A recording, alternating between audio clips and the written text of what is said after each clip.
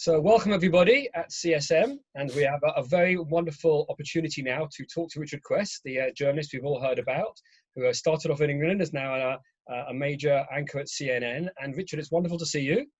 Rabbi, it's very good to be here in New York on what thankfully is a beautiful, clear, but cold, sunny day. One of the sort of days that I think, what one thoroughly comes to New York for, which you don't get the grayness here as much as you'll know. And so it is a beautiful day here in New York. And how long have you been living in New York? On this assignment, I've been here since 2013. My relationship with the US and the UK, I've spent most of my adult life going backwards and forwards between the two. I first went to school in the US back in 1983, 84. It sounds a long time ago. It even, it's like when you have to put your age in on one of those things online. Yeah, I was at school at that time, so we're similar. It's good. and I was you now scroll back even further down the line. Do you remember to find 1962? Absolutely. I'm still scrolling. Yeah. So I went to school here. And then I was fortunate to be the BBC's Wall Street correspondent here from 1989 to 2000. And then CNN moved me back here in 2013. So a transatlantic past is really what I've had. Do you see yourself now as an American, really? Or No. People always ask me, which do I prefer, the UK or the US? And it's one of those dreadful cocktail party conversations. But I always say it's not one or the other. I would hate to be only in the UK, whereas I would not have access to the US vibrancy, the theatres, the restaurants, the entire life, the magnificence that is the United States. And I would also hate to be here. And do you think it gives you an edge as a journalist? Yeah, sorry? Do you think it gives you an edge as a journalist that you've got that, not just the British accent, but the kind of slightly outside of view? Do you think you can do things in a different way, or it makes a difference? I think the accent, I've always maintained the English accent as best as I can, because when I was with the BBC, you were always broadcasting back to Britain. And if I started to let Americanisms creep in, appeal the decision, hospitalized, and then the duty editor would come across the satellite and say, Richard, in Britain, we appeal against the decision. We don't go to the hospital, we go to hospital. And so I was very conscious from the get-go that I had to maintain an English accent. And I notice it from my colleagues who we bring over from the UK to US who are not as aware. And you do end up with this rather cringing mid-Atlantic accent that sort of grates. But I've been very fortunate in that, even talking to you now, Rabbi, talking to you now, I'm very careful that my diction is correct, because that's the selling point. Right. Now, let's get into lots of issues, because you know so much. We want to learn from you about the Biden administration. It's just taking off. He's making more appointments. What are the major changes you're already seeing in the way it's affecting America? I think the most important thing to remember about the Biden administration and the appointments from Chief of Staff to Treasury Secretary, Yellen designate, to right away across the board, it's one of competence, stability, and it's one of continuance. Right. Remember when Trump was doing his, people would turn up at Bedminster, I'll let you know who's going to be Secretary of State. Wait and see. And then somebody else would walk in through Trump Tower's lobby. Is it going to be him after the break? And the whole process was designed. And then we got people like, the Treasury Secretary, Steve Mnuchin, who had no experience of policy making. The guy from Exxon, who became the Secretary of State, highly intelligent, very much involved in policy in the largest sense, but not in making policy. So what the number one goal of Joe Biden has been to send the message of stability, competence, experience. And if that has not created the most sexy group of people, well, he's happy with that, as we saw yesterday with the defense secretary designate, because he's basically telegraphing to Americans and the rest of the world, we're back. Now, and that competence is key, but there's two huge issues, obviously, the pandemic and then the financial result of that, which require, as well as competence, some really confident and thoughtful thinking going forward. So do you think they're going to respond to that? Have they shown signs that they're responding in that way? Oh, yes. Oh, yes. The president-elect has put in place a very experienced healthcare team, right the way at the top, asking Anthony Fauci to stay on at NIH, new person at the CDC, but again, Surgeon General, who has had the job before in the Obama administration. In fact, I suppose the criticism that's been made of this team is that it's Obama redux. And what Biden has been keen to say is, no, this is not the B team from Obama or the Obama team brought back together again. This is people who are experienced and can hit the ground running from day one. They don't need to know where the coffee maker, the toilet, and the photocopier are. They know, crucially, Rabbi, they know how to pull the levers of power from the beginning. And that's crucial. Now, if you look at what he's done over at Council of Economic Advisors, if you look at what he's done over at Treasury, he knows the people involved and he's put in place those who will be able to manage from day one. Is it Obama redux? I suppose so to a certain extent, but he's happy with that because the Obama team was experienced.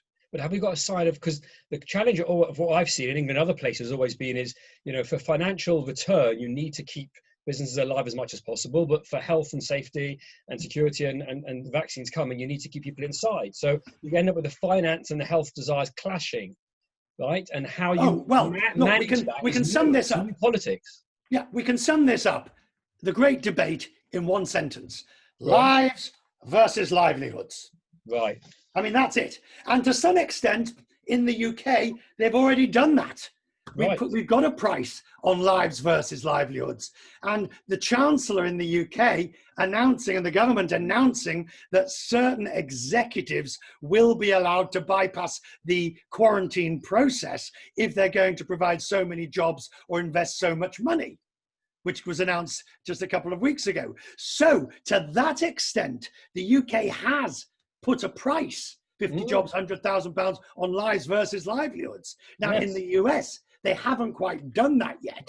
But the states involved, I mean, we're talking now, yesterday, or by the time, this will be a couple of days by the time this is transmitted, 3,000 people died in the US.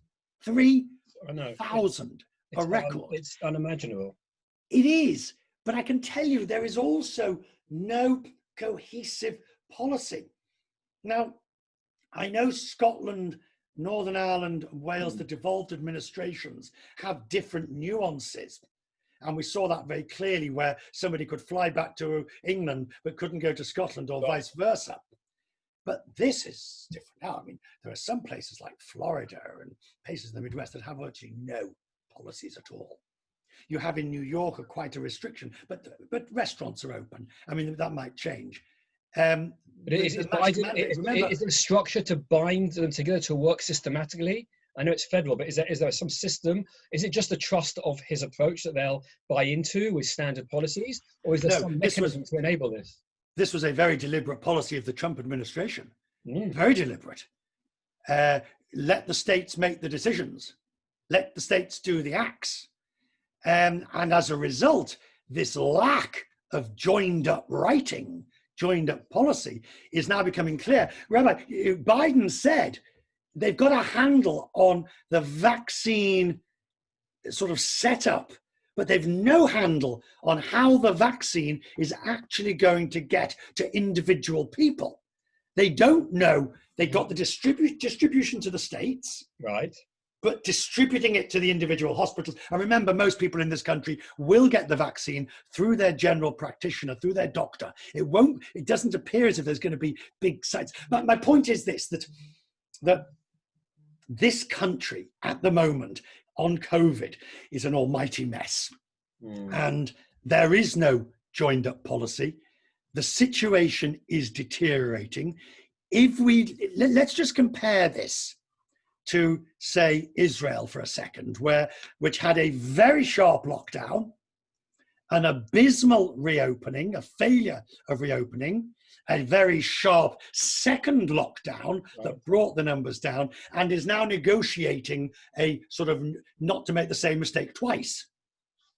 In the United States, we've had a Thanksgiving surge that we're only now seeing. Well, I think you're on a third wave, aren't you? Right, but this third wave, which is much worse, by the way. Look at the graph. I mean, you've got the first bit, which was sort of like that, and we thought that was bad. And the July 4th was like that, and the summer. But this, I know, is England's the other way. Yeah. It's unbelievable. Yeah, but now we get to Christmas and the New Year, and we have barely got the Thanksgiving wave. And, this is going to be truly dreadful in January. And I can ask, do you blame this Trump, or is it part to do with the culture of America of independent thinking and not control, and the states all being separate? Is it a lot to do with just the way of American culture and independence, or is it a lot to do with the previous administration, if I can ask? Excellent question. Excellent question. Finally, I got a good one. No, excellent question, because it's all of those. Let's start. The Trump administration, incompetent at dealing with this. Simple. Let's just say it straight out. You've then got the states' rights. And remember, the Constitution says anything not specifically given to the federal government is left with the states. But the states are 50 states with a hodgepodge of rules. So you've got that. Then you've got, it's my right not to wear a mask. It's my right not to have the vaccine. I found that shocking when I watched those. It was so weird to watch it. And there are violence in some places in the West and in Florida. You put that, I mean, the UK's got the same undercurrents, but the national government has managed to impose, and the devolved administrations, a policy. That's not here. So it's all of those. But yes, the Americans do have a view, which we don't have in Britain, which is, I don't trust the government. I don't trust the government, and I don't trust them to do what's right. So who are they blaming then? Are they going to blame, in other words, it's going to take 6 months, a year to build and get better? Will they blame Biden for failing this? Or will they, like, who do they blame? Because in England, there's a lot of blame on the government. Right. They blame, firstly, Trump. Right. The Democrats will blame Trump for the incompetence. Those Trump supporters will just simply say it was the Democrats. I mean, the political well is not just poisoned, it's toxic, right. In this country. And I think that remember, this is still a country where people won't wear motorbike helmets and they won't wear seatbelts because they say it's my right not to. The vaccine, the numbers on the vaccine suggest that less than maybe 50% will want to take it. They don't trust the government. So this decades, well, this isn't overnight. This is decades that's got us to this situation. But I think you and CSMers need to understand the situation in this country is extremely poor and bad, bordering on catastrophic at the moment. So do you think this issue of Biden being competent and bringing back trust can break this kind of, this toxic culture, or it's gone too far? In the short term, do you think it can, or it's going to have to play out over years? I don't want to get you too heavily into the minutiae of US politics, but the Senate race in Georgia is crucial. Now, it's unusual to have runoffs. It's even more unusual to have 2 Senate seats, both having a runoff at the same time, which is what we've got. If he gets one, he needs to get both. Right. Biden needs to get both Senate seats. And even then, he's only 50-50, Right. and therefore the vice president would be the tiebreaker. You need to also appreciate he didn't do as well in the election as he'd hoped by some measure. I mean, they lost seats in the House and they didn't make gains in the Senate. So what we're looking at, and the reality is, what we're looking at is a Biden administration that means well and is competent, but can't get things done or a legislative agenda get done because Mitch McConnell in the Senate is going to block him every which way and backwards. Remember, McConnell is the man who turned on his own policy, put Amy Coney Barrett on the Supreme Court, having said that they would never do such a thing if it was to happen again. Yeah, yeah. So I want to talk now partly about the economy and the global economy and its change, because that's your expertise, and whether has America, what America's relationship with the world in terms of those issues and how it's changing, because that's really the single biggest issue America faces after the Trump administration is people not believing them. The trust question. That is it in a nutshell. Here's my letter knife. I'm old-fashioned. I still have one. Right. All right. So you've got policy like this, Obama and all the others, and usually what you tend to find, as we do in Britain, you get little shifts like that, left or right, depending on which government is in power. And you tend to find that governments keep most of their promises most of the time, in terms of that previous government did this, we'll follow it through. What happened with Trump is this, right? Something completely out the ballpark. Tariffs on allies, tariffs on China, moving the embassy to Jerusalem, visiting the settlements. It doesn't matter what your view is on these things. The wholesale.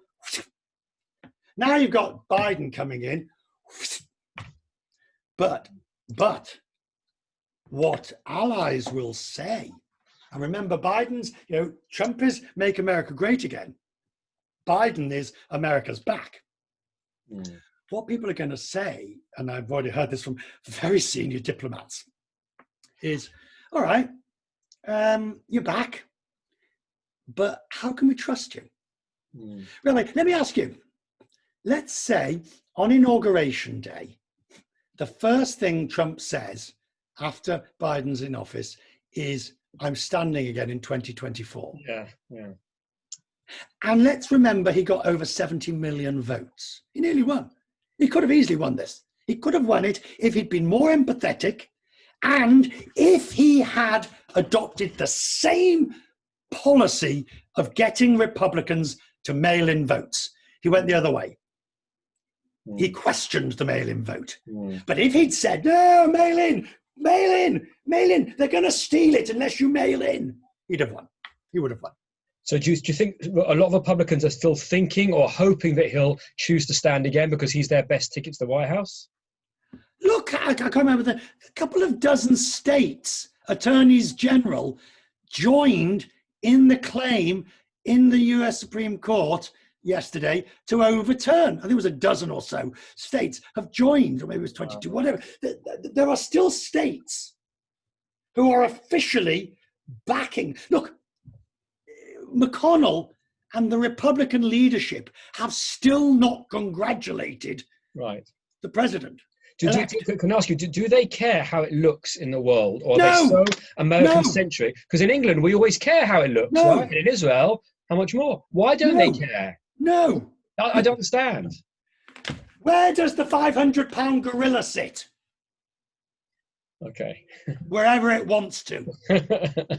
Okay, so the world will have to catch up with wherever they land. That's what you're saying. They're playing for such big stakes here. And even if they lose in the Supreme Court, remember the Supreme Court yesterday just get a one sentence basically saying, but even if they lose, then there's the Senate race in January to fight for.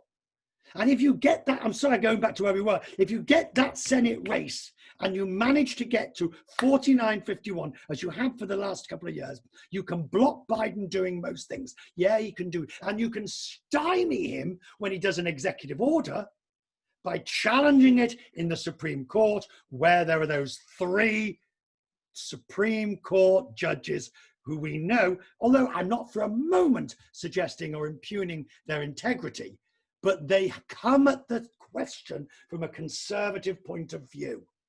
And therefore, they will be minded to rule along those lines. And is there any appetite for working across the House for Republicans and Democrats working together? Any Republicans who just think it's all gone so embarrassing that we need to Mitt Romney. Not support, but be nicer? Mitt Romney and a few others, yeah. But enough to move things, or not really? And there's no shame, there's no worry from the world. I'm trying to think. Look at China. Let's get away out the US and let's look at China. Here you have China. So the first thing is Biden is not going to lift the tariffs immediately. Right. It's just he's going to try and build a coalition again. He's going to try and build a coalition with Europe to try and put pressure on China, which is exactly what Trump should have done, because the reality is that China is not, that there are legitimate claims against China. Trump just did it the wrong way round. Okay. But China is building huge Maldives, Kenya, One Belt, One Road, the Silk Road. China is playing a completely different game and basically turning around to the US and saying, do what you want. Do what you want. You're yesterdays. You are yesterday. Gosh. And relationship with the UK? Oh, well, Boris didn't get his deal in time. Biden is still much more... Still a sliver of a chance? Oh, no, because in any event, it has to go to Congress to get a deal. They would have had to have done it a long time ago. No, Biden's already, look, remember what Biden said. There's another reason. There is a strong reason why the Prime Minister dropped the international legal clause in the bill that he was putting forward. There's a reason why he dropped it.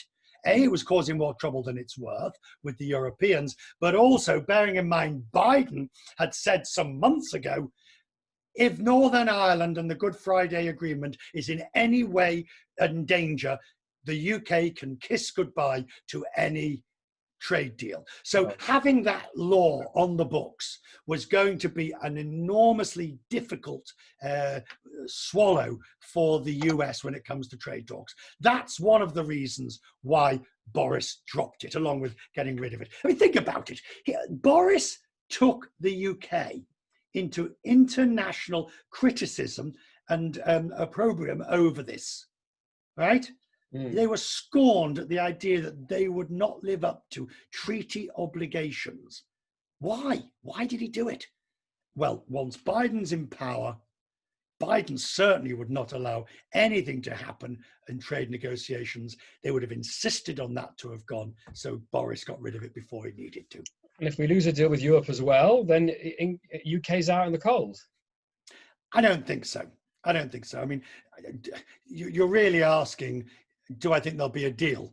I think for the first time we now have a date on the diary, a Sunday, where there's actually a date where they're going to basically have to do a deal or not, and that's because it's 21 days or whatever it is, or 20 days before the end of the month.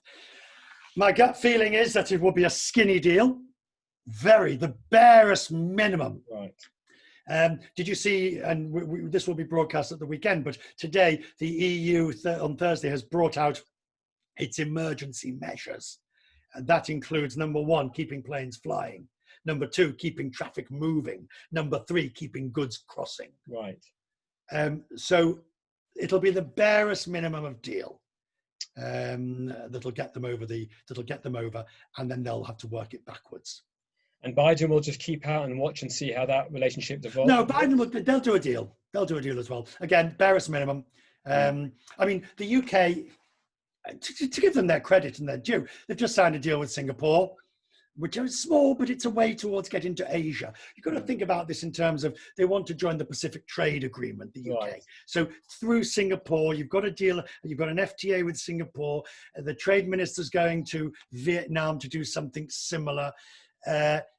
Canada's been looking at it, I know, because I've spoken to the Australians. Everybody is willing and ready to do a deal.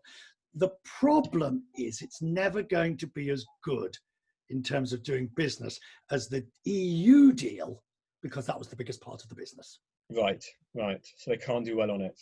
Right. The UK is going to have to find a Dunkirk spirit that will, a recognition within the country that whether you were for Brexit or not, it's happened. Right, it's over. And stop fighting the battles of that and start winning the war on getting business. And the UK is perfectly capable of doing this. It's an absolute nonsense that somehow we have to be, this is not a political statement, it's a statement of reality. Somehow we have to be in the EU to survive and thrive. We don't, and we're not. Right. No, the hard thing is because we had to when we went in, because we needed it. But what you're saying is, in the current way international financial markets work, with Britain's centrality, there is a chance if they make good deals that they could actually, and some clever deals, they can actually do better in some areas. Which is why this level playing field is the crucial bit. I mean, fisheries is sort of symbolic. Those of us who are old enough to remember the Cod Wars, we understand the symbolic significance of being able to fish in the waters. But it's the level playing field. And that's the important one, because that allows them to make other deals. That's the key. Yeah. Well, yes, because what the EU is terrified of is, as Martin Sorrell described it, as Singapore on steroids. And does the EU want Singapore on steroids on the opposite side of the channel? Now that would mean a diminution of workers' rights, of health options, and things like that. But that's what the fear is, and that's the significance of the level playing field. And they're related to that is the enforcement provision. But the UK, I mean, we left for a reason. Whether you agree with it or not, there is no point in having EU supervision and jurisdiction if you merely get through the back door what you kicked out the front. Right. So you have to be partly financially bold, otherwise you don't want to get deals.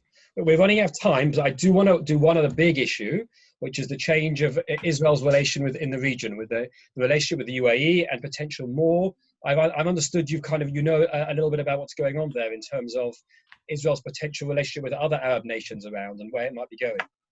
Really very simple. About 25 years ago, I first went to Dubai, and I was having dinner with some senior members of the family, and we were talking about, and being Jewish myself, and obviously I sort of said, well, look, what about Israel? And they all laughed, and everybody around the table laughed, and I thought, oh, have I said something wrong? Have I? And they said, of course we know that Israel, Tel Aviv and Dubai would create the most powerful financial center in the world. Right. And of course we know that it makes sense to do it. And I think you're seeing that. Look, this week, I think it was one of the top Israeli orchestras was playing in Dubai. The CEO of Dubai Airports told me they've had requests for up to 9 flights a day. I think El Al, frankly, is the one that's going to need to watch out here, because El Al's going to do deals. It's already done a code share with Bahrain, with Gulf Air and all of those. But, the quality of service on board of, for example, Emirates and Etihad is superb. And the moment visiting Jews to Israel from Britain think, oh, well, hang on a second. I can go to Tel Aviv and I can go to Dubai. I can enjoy Emirates first class, and I can stop and have a couple of days. The mall, the Emirates mall, is magnificent. I can have a nice shopping trip. This is happening now. I can see it. What countries do you think are going to come? Do you think there's going to be in the next year or two more countries coming in? Yeah, I think what will happen, of course, is Qatar will come on board. Right. I think Qatar and Israel have been sort of secret best friends for ages. There's been deals and backward channels and things like that. But Qatar can't do that until it's sort of solved its own Gulf issues. Will Saudi come on board? I think MBS will. I think he has bigger fish to fry just at the moment. But, the UAE, Bahrain and others, and let's be clear, those countries, like So what Netanyahu has to do is not aggressively kick sand in the Arabs' faces. Right. The UAE is like Israel, it's a trading nation. There's a deal to be done. You know, you're my brother's brother's brother, and I will do a deal with you. And it will take a lot, unlike Jordan, for example, where the deal was done on other strategic reasons. This has been done, and in Egypt, those deals were done for different reasons. But the UAE, Bahrain, and all these other ones, it's being done for commerce and trade. But isn't the reaction of the Palestinians going to be, well, obviously not all of them, but some of them, to create an intifada to force Israel to be aggressive and therefore stop these things? That's where the difficulty comes. I mean, you know, but I think that if they create an intifada, and if they lob missiles, and if it becomes clear that Israel's immediate security is threatened by this, then obviously there'll be retaliation. Right. But I think that the Gulf states will give quite a bit of leeway. Right. You know, there's a lot of frustration, by the way. There's a lot of frustration in the Gulf states at the Palestinian leadership, obviously, as well as one thing, but and Hamas is another thing. But there's a huge amount of frustration that in 2020 they are fighting the battles of the 1960s. Right. They've made no effort. Their own people are being kept in poverty. The internet is just about non-existent in many cases. And at some point, you've got to say, I discovered this in Northern Ireland when I was a reporter in my early days, that the Irish Republican movement and the Protestant violent movement was determined to keep the populace down because that's how they ruled the day. Right. And it was only when it became clear that they were losing out, their kids weren't learning about the internet, they weren't getting new investment, they weren't getting opportunities, people were not being prepared for the 21st century. And that's what's happening in the Palestinian territories. And it's at some point that they will turn around and say, well, hang on a second, you're not exactly helping yourselves in this regard. Right. Economic self-interest is fundamental. But what I want to ask is, do you think the UAE and Bahrain, Qatar, they see Israel as a whole, or they want to relate to a Netanyahu right-wing government because themselves they are in their countries? Will it make it harder for the left wing in Israel potentially to lead because now it's all reliant on Netanyahu or that culture? Or do you think they just see Israel as a whole, and whoever they're working with is going to be different? Yeah. It's with great respect, as they always say, you missed the point. Okay. The point is, this is built on business. And that's more powerful than anything. This is built on trade. This is built on Israeli technology, the startup economy. This is built on Israel looking at the Gulf states and thinking, hang on, there's great potential for investment. I mean, the Jebel Ali port, you know, I was in Dubai recently, and those who run the Jebel Ali port are already talking to Haifa. The opportunity for a land bridge connecting using Haifa. The opportunities are so vast. Right, it's just bigger than all this stuff. Right. Yeah, okay. Yeah. So the good part about Israel is a left-wing government is not that far off in that sense. Right. When it comes to these, they know which side their bread's buttered. Okay. It's going to be issues like the settlements. And remember, you're not going to get a Biden administration. You're not going to get the new Secretary of State doing anything like Pompeo just did. Well, he'll do stasis now. He won't make any change.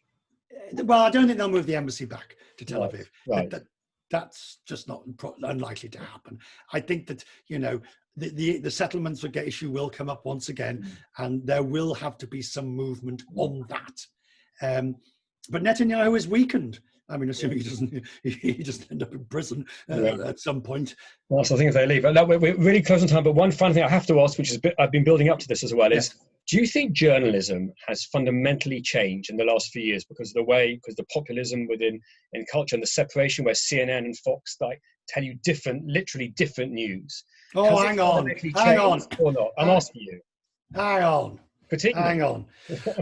You're talking about the sort of the vacuum and the silo The echo chamber. We only listen and watch what we agree with. Right. And that's true online. I think, and this is where, I think in Britain we're extremely lucky, exceptionally lucky. You've got the BBC.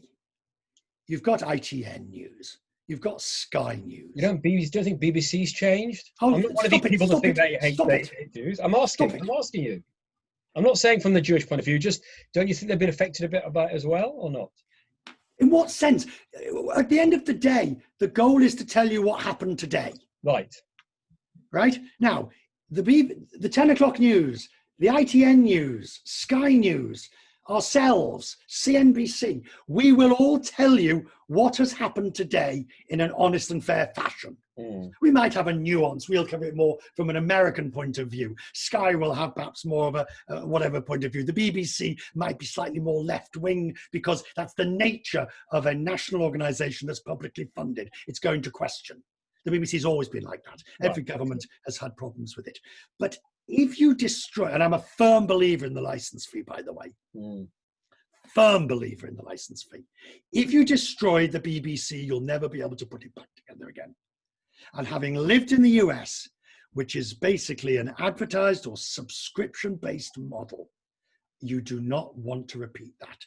So, it's fine to sort of say, oh, the BBC's this and their Jerusalem correspondents that, and well, they've always been anti-Semitic on X, Y, or Z, which I don't accept. Right. You'll be much worse off if the government tinkers with it, abandons the Royal Charter, and hopefully creates. So do you think it's the other way, that Fox will come out from the cold and be a bit more mainstream as a result of these changes, or not? Rupert Murdoch. Fox might open here. You know that there's a version of Fox that might open here. Yeah, it's highly unlikely, I think. Yeah. I mean, Fox has got a problem, but they are continuing to promote, the anti sort of election theories over here that it was stolen. Fox has got a problem that it will have to take place. I think the danger is that we have to educate the populace, kids in school today.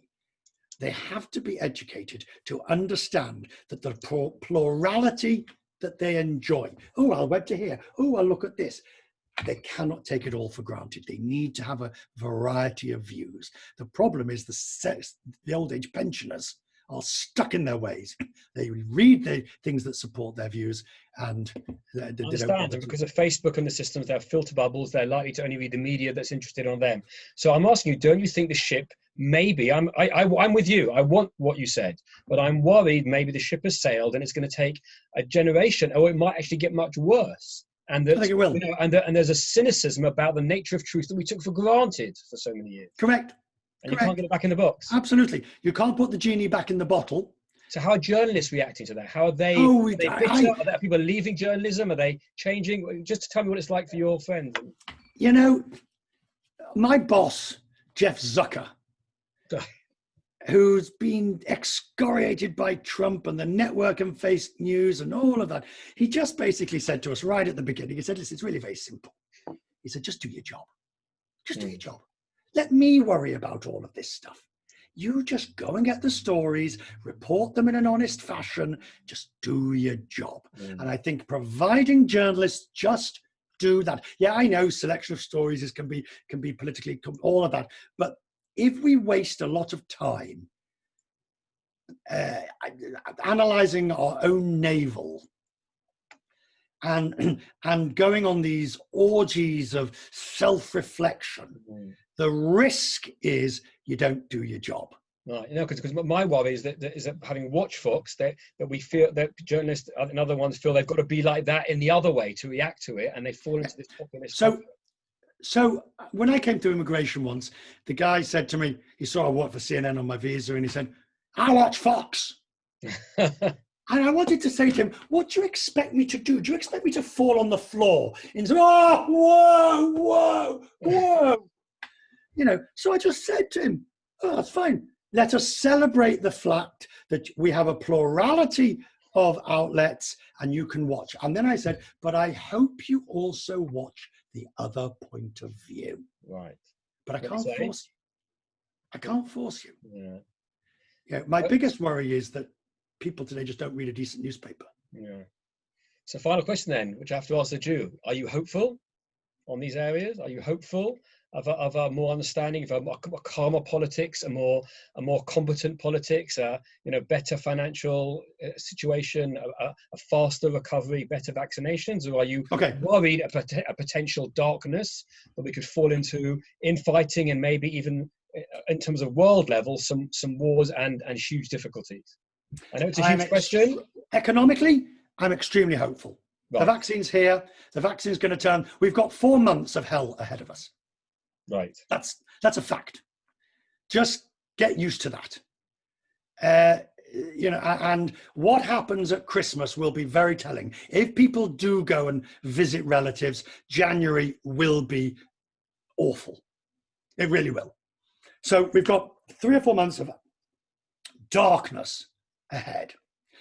I think by next spring, the vaccination will be in full swing. We'll be back to eating outdoors. The good weather, June's always magnificent, will be there. I think by next summer, the economy is doing well, stock market does well, provided Brexit has sort of sorted itself out, which it will be fine. So I'm very optimistic in terms of economically over the course of the 12 months.